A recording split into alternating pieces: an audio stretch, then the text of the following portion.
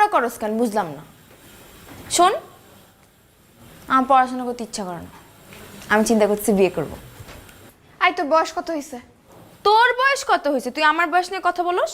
তুই বিয়ে করছিস কেন? আমি তো ভুল করছি, এখন আমি ভুল করছি এই জন্য তোকেও করতে হবে? খালি পড়া পড়া করস কেন বুঝলাম না।